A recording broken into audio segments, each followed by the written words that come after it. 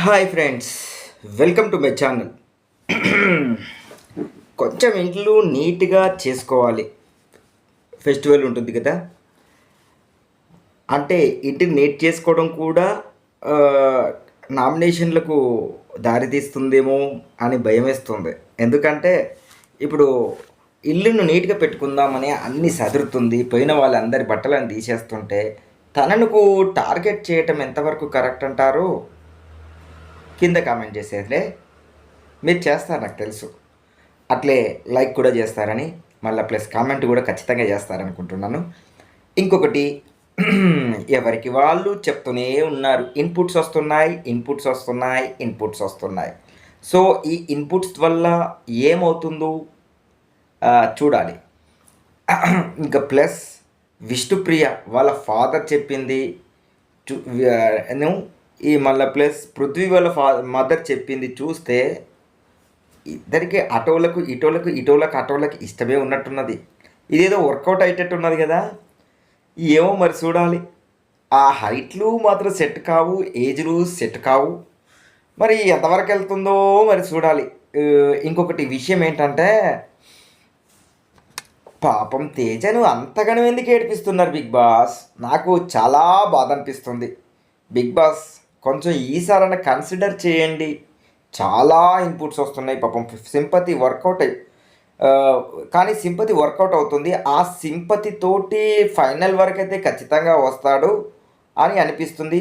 ఒకవేళ వాళ్ళ పేరెంట్స్ వచ్చేది ఉంటే ఎక్కడి వరకు వెళ్తుందో తెలియదు, కానీ పేరెంట్స్ వచ్చినా రాకున్నా ఒక సింపతి అనేది క్రియేట్ అయితే అయిపోయింది. ఎవరికి? మన తేజాకు. ప్రేరణ అంతగానం కష్టపడి తయారయ్యి రెడీ అయ్యి కూర్చుంటే వాళ్ళ ఆయన రాలేదండబ్బా. పాపం ఆయన కోసమే తయారై కూర్చుంది. ఆయనేమో రాలేదు, ఏదో పని ఉందని వెళ్ళిపోయాడు. పాపం అనిపించేసింది మొత్తానికైతే. మీరే వల్ల ప్లస్ ఇంకొకటి ఇంకొకటి ఏంటంటే, నాకు ఏమనిపించిందంటే, గౌతమ్ కంటే వాళ్ళ బ్రదర్ కొంచెం హ్యాండ్సమ్గా ప్లస్ హైట్గా కానీ హీరోయిజం ఎక్కువగా అనిపిస్తుంది కదా. మన దగ్గర విలనిజం ఉంటే ఆయన దగ్గర హీరోయిజం ఉంది. సో వాళ్ళ బ్రదర్ అన్న మొత్తానికైతే ఈ వాళ్ళ కాంబినేషన్ బాగుంది. అన్న కాబట్టి కొన్ని సజెషన్స్ డైరెక్ట్గా ఇచ్చాడు. సో ఆ డైరెక్ట్గా ఇచ్చిన సజెషన్స్ ప్రకారం వెళ్ళిపోతే బాగుంటుంది అని నాకు కూడా అనిపించేసింది. బంధుత్వాలు కూడా వద్దు, ఏ వచ్చి బి పై వాలి, బి వచ్చి సి పై వాలి అని చెప్పేసి వచ్చింది. కాకపోతే కొంచెం ఏంటంటే, పృథ్వీ వాళ్ళ మదర్ వచ్చినప్పుడు కొంచెం తెలుగు రాకపోవడం వల్ల చాలా కష్టం అనిపించింది. అంటే చదువుకుంటూ పోవాలి కదా. సో నిన్న నిఖిల్ వాళ్ళ మదర్ వచ్చినప్పుడు కూడా, సో అందరితో ఉన్నప్పుడు మంచిగా మాట్లాడింది, కానీ ఇండివిజువల్గా ఉన్నప్పుడు వాళ్ళ కన్నడ లాంగ్వేజ్లో మాట్లాడింది. కానీ యష్మి వాళ్ళ ఫాదర్ ఏంటి, సేమ్ మంచిగానే మాట్లాడాడు కదా అని అనిపించేసింది. కలిసి ఉన్నప్పుడు అంటే కలిసి అందరితో ఉన్నప్పుడు, మళ్ళా విడిపోయినప్పుడు కూడా విడిగా కూర్చొని మాట్లాడుతున్నప్పుడు కూడా మంచిగానే తెలుగులోనే మాట్లాడాడు కదా అని అనిపించేసింది. ఇక ఏంటంటే, మనం ఇంకా లోపలికి వెళ్ళిపోదాం. విష్ణుప్రియ వాళ్ళ ఫాదర్ వచ్చేసాడు.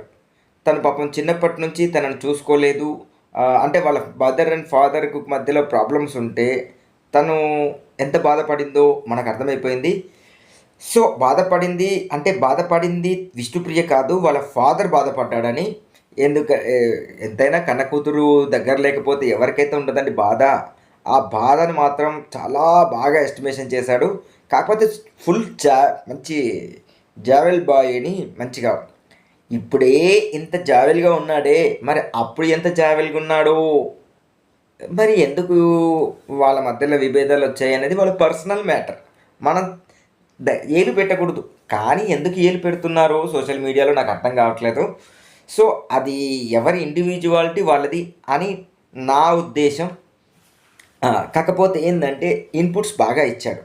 నీ ఆట నువ్వు ఆడు, తర్వాత నీ నామినేషన్స్ నువ్వు సొంతంగా వేసుకో, నీ గేమ్ నువ్వు కరెక్ట్ ఆడు, కానీ పక్క వాళ్ళకి షేర్ చేసుకోకు.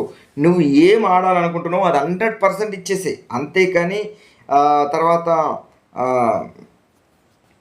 నీ నువ్వైతే ఇది అనుకుంటున్నావో అది నీ మనసులో మాత్రమే అనుకో. అయితే ఇక్కడ జరిగేది ఎంత ఇదంతా వేరే కార్యక్రమం.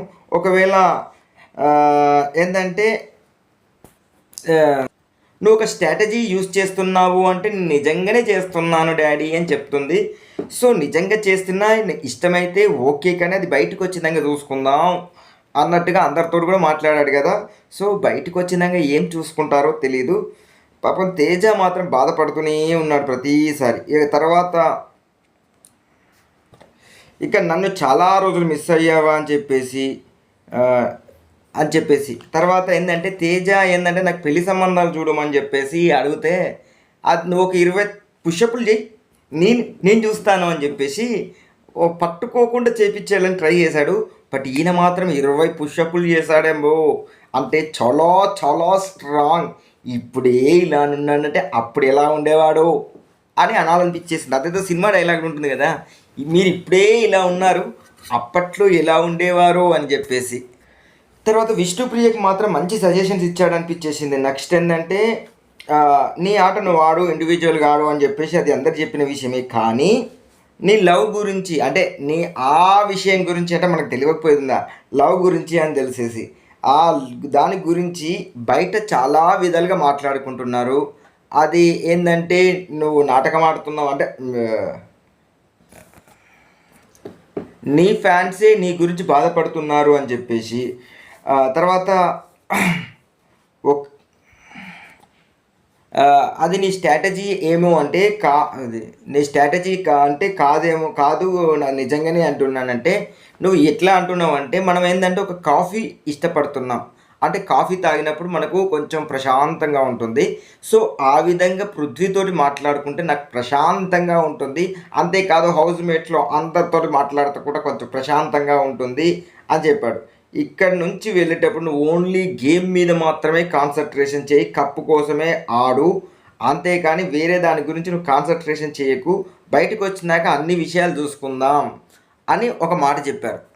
కాకపోతే ఇక తన పర్సనల్ విషయాలు కూడా మాట్లాడి ఎందుకంటే నేను పిల్లలకు ఎటువంటి హెల్ప్ చేయలేదు అని చెప్పేసి అంటే ఇక్కడ నేను ఇంకెటువంటి ప్రేమ కూడా ఇవ్వలేదు, తనంతట తాన్ని పైకి వచ్చింది అని చెప్పేశాడు. అలా పైకి వచ్చింది అంటే ఇప్పుడు కూడా మీరు ఒక ప్రేమను ఇవ్వచ్చు అని చెప్తా అంటే అది అంతా ఇక్కడంతా కామనే, బయటకు వచ్చిందంగా చూసుకుందాం అని చెప్పేసి హౌస్ మేట్స్తో కూడా చెప్పాడు. తర్వాత ఏంటంటే గిఫ్ట్ ఇది మొత్తానికైతే ఒక గిఫ్ట్ అయితే వచ్చేసింది, బర్గర్ అయితే వచ్చేసింది. ఏంటంటే ఒక గేమ్ అయితే కామన్గా బాల్స్ వేసేసి స్టిక్కింగ్ చేసుకునేటట్టు మొత్తానికైతే అది ఆ గేమ్లో వచ్చేసి బర్గర్ వచ్చేసింది. బర్గర్ వచ్చినాక మా షోలు పగిలిపోయినాయి, నిజంగా కూడా మా షోలు పగిలిపోయినాయి. రాత్రి పడుకున్నారు, పొద్దుగాల గుడ్ మార్నింగ్ అయింది అనుకున్నాం, కానీ అలా కాదు. రాత్రి అయిపోయినాక ఉప్పర్ మీటింగ్లు ఉంటాయి కదండి, ఇక ఉప్పర్ మీటింగ్లు ఏం జరుగుతుంది పాపం నాకైతే చాలా బాధ అనిపించేసింది. ప్రేరణ వంట రూమ్లో మొత్తం క్లీన్ చేస్తుంది. అయితే ఒకటి విషయం ఏంటంటే తెగదాకా లాగకూడదు అని కూడా నాకు కూడా అనిపించింది. ప్రేరణ అంత స్ట్రిక్ట్గా ఉండాల్సిన పని లేదేమో అనిపించింది. తను బాధపడుతూ పక్క వాళ్ళను బాధ పెడుతూ కూడా ఆడుతుంది. బట్ తన ఇంటెన్షన్ మంచిదే, ఏంటంటే ఇంటిని క్లీనింగ్గా ఉంచాలి, పోయిన వాళ్ళ ఐటమ్స్ అన్నీ తీసేసేయాలి, ఈ మళ్ళీ తర్వాత ఇల్లు మొత్తం సెట్ చేయాలి అని చెప్పేసి అనుకుంటుంది అని చెప్పేసి రోహిణి అన్న మాట మాత్రం కరెక్ట్. అయితే ప్రతిసారి కంటే ఈసారి కొంచెం అట్లా అగ్లీగా ఉంది అని చెప్పేసి ఒక మాట. ప్లస్ టాస్క్ జరుగుతున్నప్పుడు పొరపాటున ఆ బౌల్స్ తను చేసిన తప్పు వల్లనే బౌల్స్ అన్నీ కింద పడిపోయినాయి.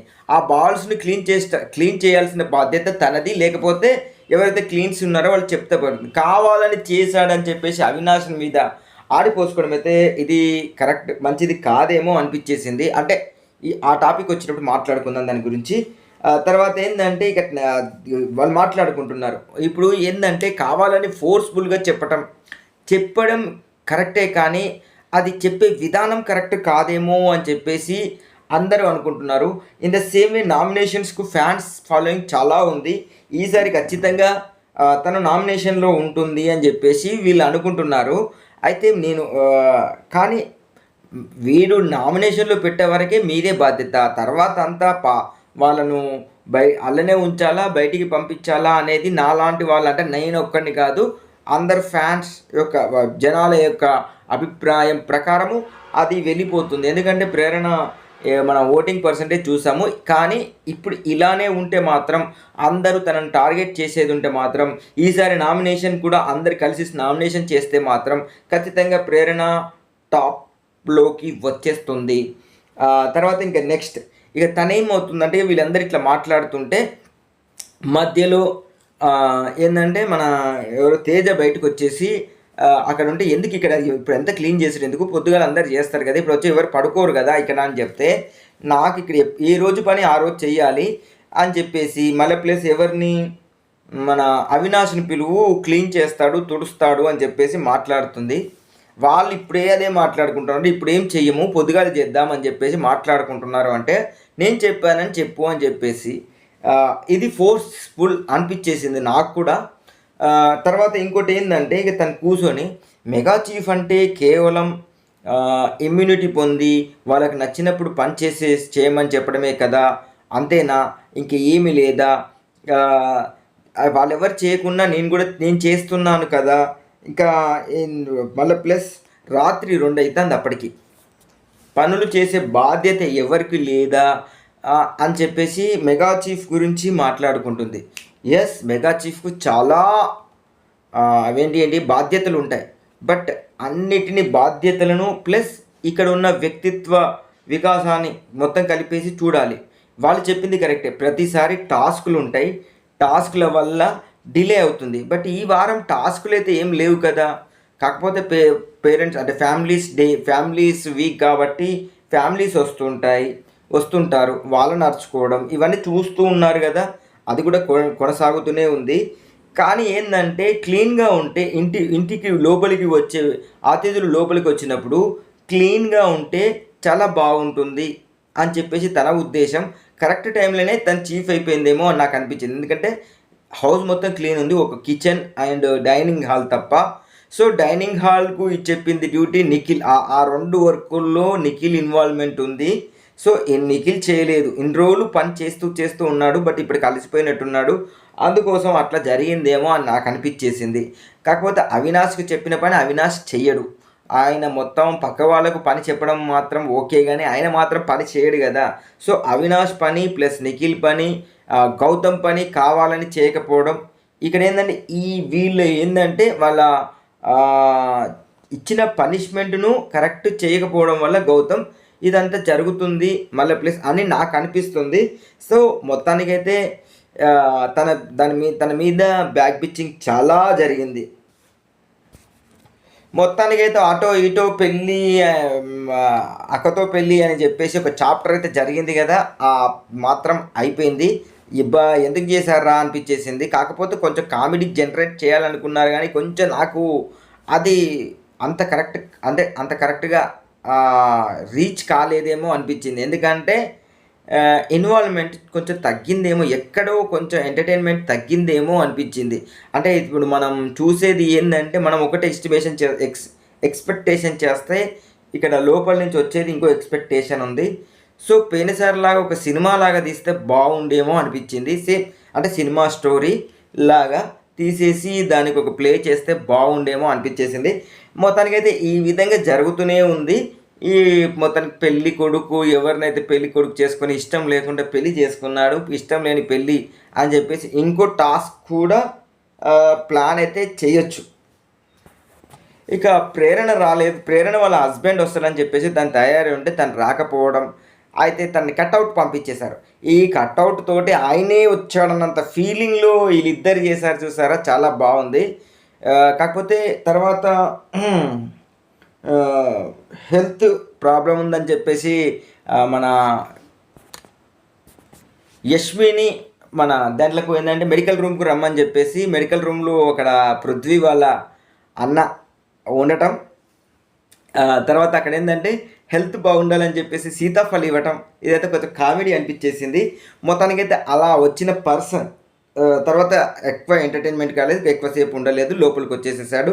లోపలికి వచ్చిన తర్వాత ఇక తనకి ఇన్పుట్స్ ఇస్తున్నాడు, నువ్వు సింగిల్గా ఉండు, ఏ వచ్చి బీపై వాళ్ళ స్టోరీస్ పెట్టుకోకు, ట్రయాంగిల్స్ లవ్ స్టోరీలు ఇవి హెక్టాగాన్స్ అవన్నీ మనకు వద్దు, హెక్టాగాన్స్ కానీ ట్రయాంగిల్స్ కానీ మనకొద్దు. నీ బ్రాండ్ అనేది ఒకటి ఫిక్స్ అయిపోయింది. నీ నువ్వు నీ విధంగానే ఆడు అని చెప్పేసి డౌన్ అవ్వకు. ఎవరైనా పాయింట్స్ చెప్తే విను. నువ్వు నామినేషన్స్లో కూడా నువ్వు సొంతంగానే ఇస్తున్నావు, కానీ ఇంకొంచెం వాళ్ళతోని అగ్రెషన్స్ తగ్గించుకో. అగ్రెషన్ తగ్గించుకుంటే బాగుంటుంది. ఇక నువ్వు నీ అగ్రెషన్లో స్వాగ్ యూజ్ చేస్తున్నావు చూసావా, ఆ స్వాగ్ని మాత్రం కంటిన్యూ అవ్వు, కానీ ఎక్కువ మొత్తంలో ఉంది ఇంకొంచెం తగ్గించుకొని ఆ స్వాగ్ని మెయింటైన్ చేస్తే నువ్వే హీరో అని చెప్పేసి మొత్తానికైతే చెప్పారు. మొత్తానికైతే తర్వాత వీళ్ళిద్దరు గేమ్ ఆడడం వల్ల 51,000 జరిగింది. అయితే 50,30,000 ప్రైజ్ మనీ అయింది. ఇదేంటి ఈసారి 30,000 ఎక్సెస్ ఇస్తున్నారా ఏమో అనిపిస్తుంది. ఆ 30,000 ఏదో ఒక గేమ్ పెట్టేసి ఆ 30,000 పీకడంలో పెద్ద బిగ్ బాస్కు ఏంటి చిన్న అది వెంట్రుక లాంటిది అన్నట్టు. ఈ విధంగా ఈరోజు మొత్తానికైతే జరిగిపోయింది. ఇది నా రివ్యూ. నా రివ్యూ కనుక నచ్చినట్లయితే లైక్ చేయండి. నా రివ్యూస్ని అందరికీ అందేలాగా షేర్ చేయండి. మా ఛానల్ ఖచ్చితంగా సబ్స్క్రైబ్ చేసుకోండి. Thank you.